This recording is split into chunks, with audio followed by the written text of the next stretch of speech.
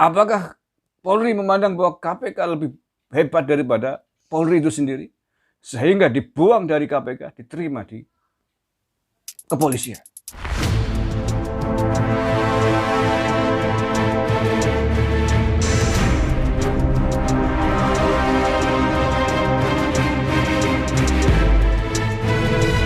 Bismillahirrahmanirrahim. Assalamualaikum warahmatullahi wabarakatuh.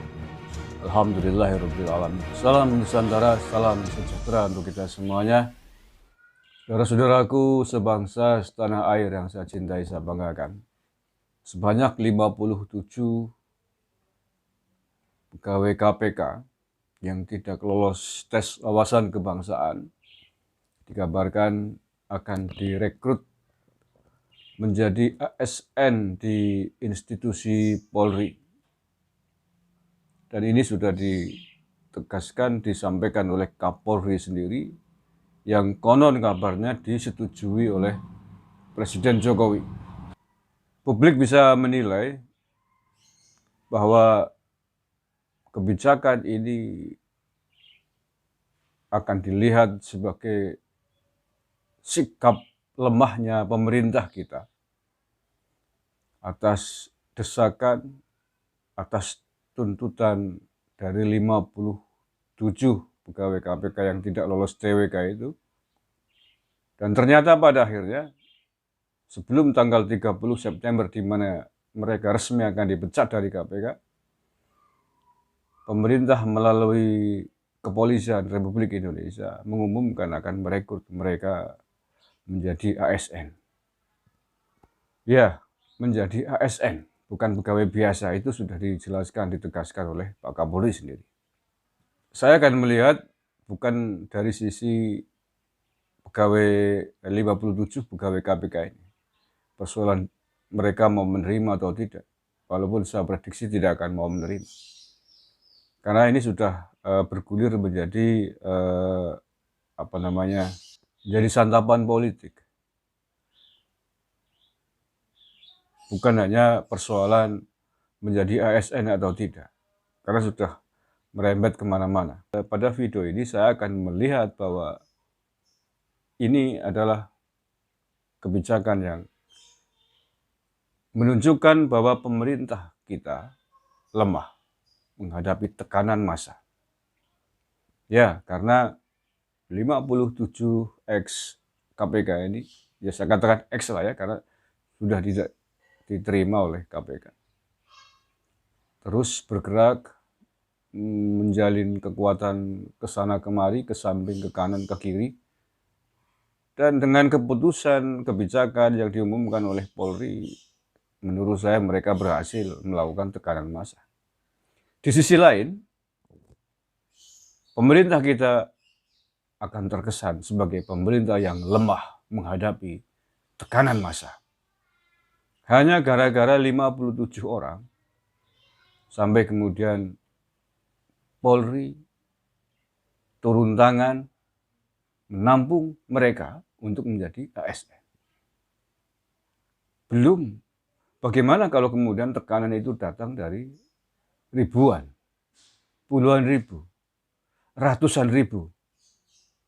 Saya tidak akan bisa bayangkan kalau kemudian ini memicu kecemburuan kepada ratusan ribu tenaga honorer yang sudah berulang kali tidak lolos ASN, atau yang sudah puluhan tahun mengabdi menjadi pegawai honorer di seluruh level kantornya.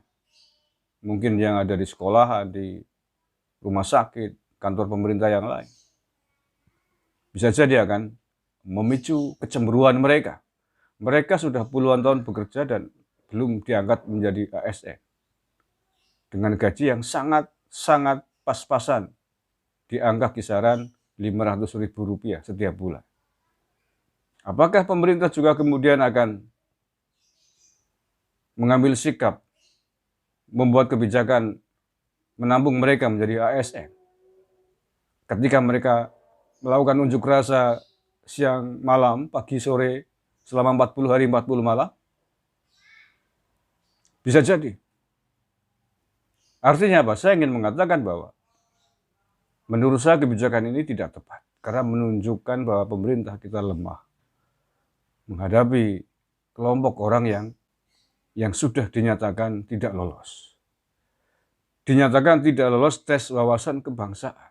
Artinya memang ada sesuatu yang kurang dari mereka terkait dengan TWK ini. Kalau ada sesuatu yang kurang, ada sesuatu yang error sehingga mereka tidak lulus, lalu mengapa? Mengapa kemudian mereka diterima di institusi lain? Setingkat Polri, institusi yang harusnya mengamankan para pegawainya dari orang-orang yang minus nilai wawasan kebangsaannya, minus rasa kebangsaannya. Apakah Polri memandang bahwa institusinya tidak lebih penting daripada KPK? Apakah Polri memandang bahwa KPK lebih hebat daripada Polri itu sendiri? Sehingga dibuang dari KPK, diterima di kepolisian. Ini tidak main-main menurut saya. Dan ini saya kira adalah sifat gegabah, kebijakan gegabah secara politik. Karena 57 orang ini tidak berdiri sendirian. Mereka sudah disupport oleh kekuatan politik. Sehingga berani berkoar-koar terus-terusan sampai kemudian mahasiswa pun ikut diterjunkan. Alasan dipecatnya mereka jelas karena tidak lulus tes wawasan kebangsaan. Catat ini, tertik. Fake ini. Alasan sekali lagi, alasan mereka tidak diterima menjadi ASN di KPK karena tidak lolos tes wawasan kebangsaan. Wawasan kebangsaan mereka tidak standar, diragukan. Ini harus digaris bawah yang sangat tebal, garis bawah warna merah. Lalu mengapa orang yang tidak lolos dengan tes wawasan kebangsaan bisa diterima menjadi ASN di Polri? Ini menjadi tanda seru, tanda tanya double-double. Kalau kemudian kebijakannya mereka diterima menjadi ASN untuk menjadi guru TK misalkan, atau untuk menjadi ASN di Pulau Buru, di Nusa Kambangan, menjadi staf pegawai lembaga pemasyarakatan, sekaligus sebagai sebuah bentuk hukuman, masih bisa diterima ya.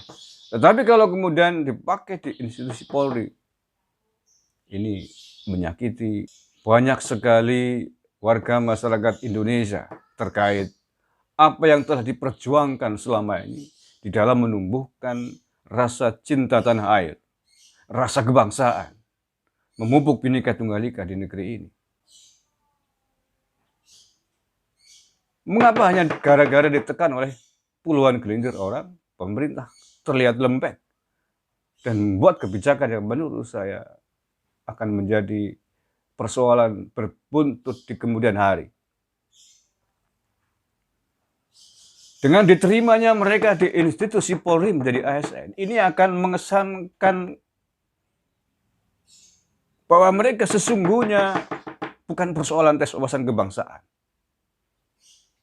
Ini dampak dan kesan berikutnya yang muncul. Ternyata bahwa mereka memang benar-benar orang yang ingin disingkirkan dari KPK. Ini pasti akan muncul kesan ini.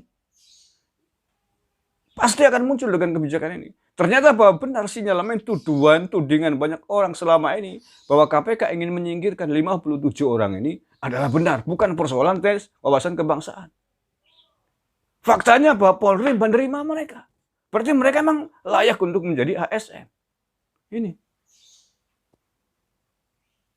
Oleh karena itu, dan kesan ini, cap ini, tanggapan publik terkait hal ini bukan hal sepele, Mas.